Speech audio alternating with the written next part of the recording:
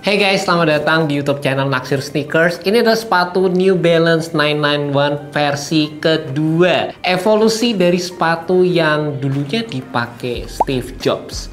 Jir, makin kayak gadgetin ya, kita udah mulai ngomong Steve Jobs.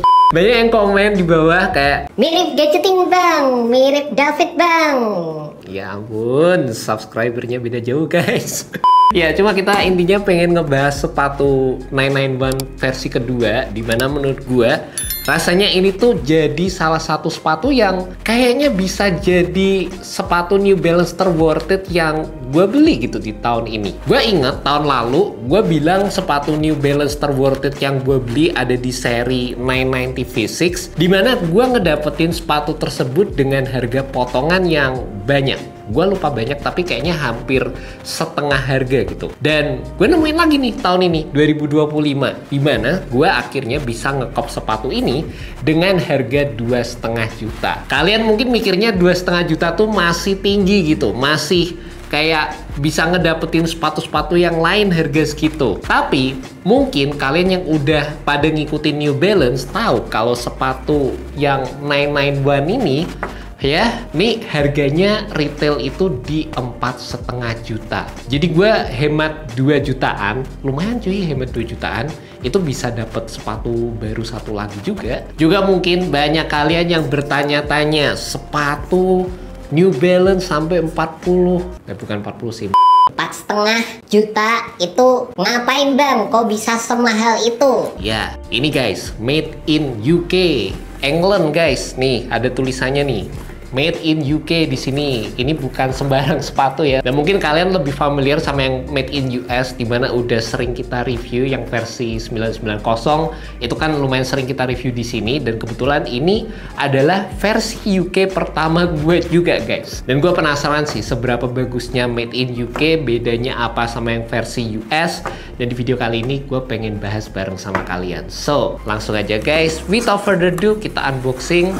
Here it is. Kalau ngomongin dari sisi desain, buat gue sepatu ini cakep sih. Ini bisa dibilang jadi sepatu yang sebenarnya udah jadi inceran gue dari lama. Tapi emang gue harus mikir 2-3 kali karena ngelihat harganya yang terbilang cukup tinggi juga. Sepatu modelan ala-ala dead shoes kayak gini, tema retro running ditambah dengan penggunaan material yang menurut gue sih seksi banget dari sisi implementasi materialnya, bikin gue seneng banget sama sepatunya. Kalau kalian ngelihat implementasi suede-nya itu emang secakep itu guys. Kalian bisa gerak-gerakin jari kalian kayak gini dan lihat tuh warnanya bisa berubah kayak gitu. Dan ini menunjukkan kualitas dari sisi implementasi material yang digunakan di sepatu ini. Build-nya bisa terbilang klasik juga secara keseluruhan, dan banyak detail-detail juga yang ditawarkan oleh sepatu ini. Terutama dari sisi logo N-nya di area samping yang reflektif. Terus ada juga di bagian sisi belakangnya ini juga reflektif, dan tulisan 991 di area samping yang ini juga reflektif. Dan reflektifnya tuh kayak lumayan terang ya, jadi kayak gampang banget ngedapetin glare-nya. Jadi kalau kalian pakai sepatu ini tuh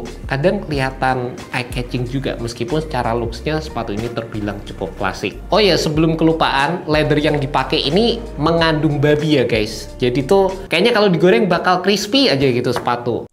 Dan sejujurnya kalau buat gue sendiri ngeliat dari sisi leather yang kadang pakai pigskin, itu kadang kalau digoresin di tangan ya kayak depthnya lebih dapet sih. Entah mungkin gue aja atau ya mungkin buat kalian yang lebih paham masalah perkulitan ini bisa komen aja di bagian bawah. Beberapa detail lain yang bisa kalian temukan, contohnya kayak di bagian atasnya nih ada tulisan New Balance made in England. Kayak bener-bener dijabarin banget nih made in England, kayak bangga gitu pakai made in England.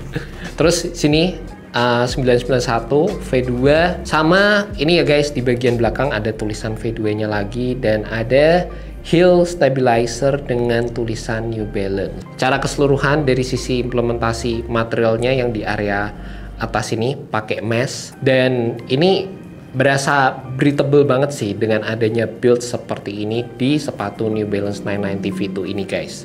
Selain itu gue juga ngerasa dari sisi sepatunya tuh berasa ringan gitu. Dan kalau nggak salah versi kedua ini jadi versi yang lebih ringan juga dibandingkan dengan yang versi pertamanya. Juga dari sisi talinya, kalau kalian pengen sedikit lebih berwarna, ini New Balance nyediain yang warna putih juga. Maka kalau buat gue sendiri sih, kayaknya gue tetap bakal pakai warna abu sih, lebih cocok lah di sepatu ini. Terus juga untuk bagian outsole-nya, ini bisa dibilang looks-nya sih simple aja, nggak aneh-aneh. Tapi kalian bisa lihat di sini ada implementasi teknologi fuel cell yang terbilang full length ditawarkan di sepatu ini juga. Ntar kita bakal ngomongin kalau masalah kenyamanannya, tapi kalau buat gue sendiri dari sisi implementasi rubber yang ditawarkan, rasanya rubber yang dipakai tuh beneran kualitasnya bagus. Jadi waktu dipakai buat napak, waktu dipakai buat jalan, secara gripnya tuh beda sih. Ada sedikit perasaan beda yang gue rasain ketika pakai sepatu-sepatu dari New Balance yang made in US ataupun made in UK. Feel nge-gripnya tuh berasa kayak lebih dapet,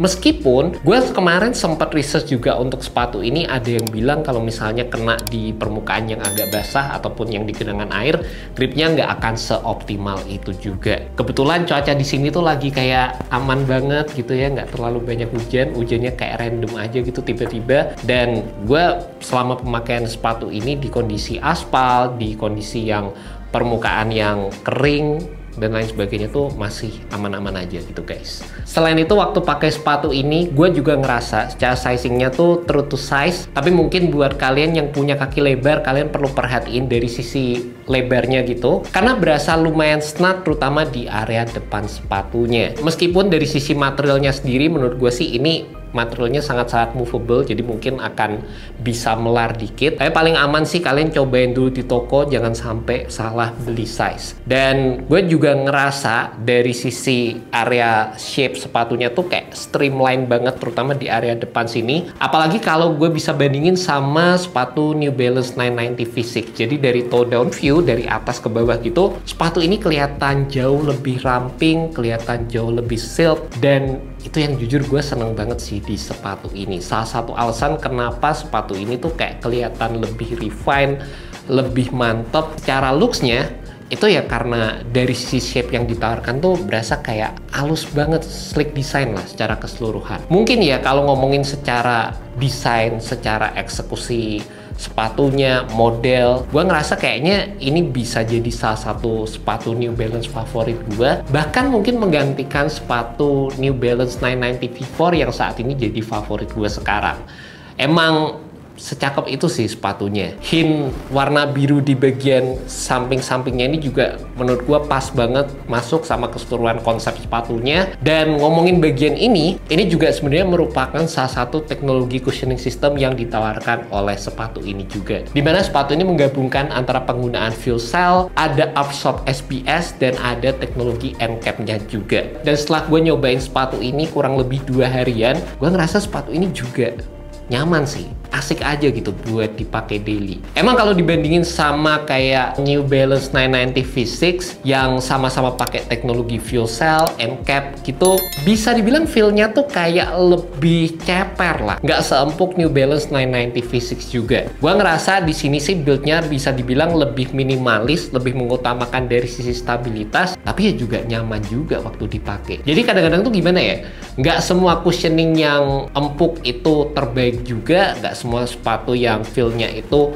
teplek atau feel-nya biasa juga nggak enak, tapi ya kadang-kadang tergantung dari sisi keseluruhan build sepatunya aja gitu. Di sepatu ini mungkin kalau cari yang empuk banget, yang sangat-sangat mengutamakan dari sisi ketebalan midsole dan lain sebagainya, feel-nya nggak yang berasa gitu-gitu banget sih. Cuma buat kalian yang demen sama sensasi cushioning yang tetap dapat bisa memberikan impact protection secara foam compound, build-nya terutama di area depan mungkin nggak setebal itu juga, di bagian belakangnya sebenarnya lumayan. Ini sih menurut gue jadi salah satu yang nyaman, apalagi buat dipakai daily, terutama yang berdiri lama gitu, pengen feel yang lebih stabil, pengen feel yang lebih firm, lebih aman aja gitu secara feeling di area bawah. Ini buat gue asik sih. Selain itu juga dari sisi kenyamanan, menurut gue sih ditunjang dari penggunaan insole-nya. Nih, insole-nya kayak gini, lumayan kokoh. Terutama juga kalau sepatu ada ininya, arc build di area tengah ini, sangat-sangat membantu loh guys dalam ngasih kenyamanan, bikin enak sih. And that's about it guys, review untuk sepatu New Balance 990 versi kedua. Dimana gue ngerasa bisa nemuin sepatu ini dengan harga yang ya 2,5 juta tadi, 2 juta lebih terjangkau dari harga retailnya. Ini buat gue sih still deal sih. Gue seneng banget secara desainnya, secara kenyamanan juga menurut gue oke, dan looksnya sih yang bikin gue paling suka dari sepatu ini. Dan by the way, buat kalian penasaran di mana gue ngedapetin sepatu ini, gue dapetinnya di Hot Sauce Sneaker. Jadi kalau kalian tertarik, kalian bisa cek aja langsung di sana. Dan sekian untuk video kali ini guys. Semoga video ini bisa membantu kalian dalam menemukan sepatu yang cocok. Alright, peace. Masih ada seri 2000 sama 2010 dari New Balance yang bikin gue penasaran juga.